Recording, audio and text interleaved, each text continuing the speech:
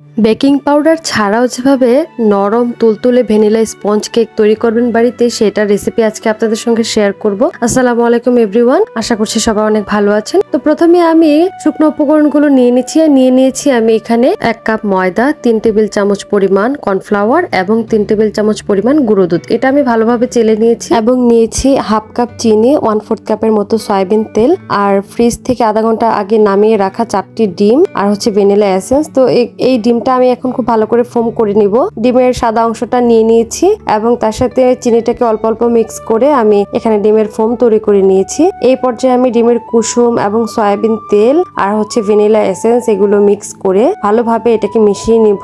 খুব কম সময় এটাকে মিশিয়ে নিতে হবে, তা না হলে ফোমটা নষ্ট হয়ে যেতে পারে। তো যাই হোক, এই পর্যায়ে আমি শুকনো উপকরণগুলো অ্যাড করে দিব। আমি শুকনো উপকরণগুলো কিন্তু 4 বারে অ্যাড করেছি। খুব আস্তে আস্তে অ্যাড করতে হবে, না হলে ফোমটা নষ্ট হয়ে গিয়ে আপনার কেকের ব্যাটারটাও নষ্ট হয়ে যাবে। এই পর্যায়ে আমি একটা মোল্ড নিয়ে তার উপর তেল ব্রাশ করে এবং বেকিং পেপার বিছিয়ে সেখানে আমি ব্যাটারটা দিয়ে এভাবে ভালোভাবে টেপ করে নিয়ে আমি এই কেকটা হচ্ছে চুলায় বেক করেছি। তো যাই হোক, আলহামদুলিল্লাহ আমার কেকটা কিন্তু অনেক বেশি সফট হয়েছে আর অনেকটা স্পঞ্জি হয়েছে, আপনারা দেখে বুঝতে পারছেন।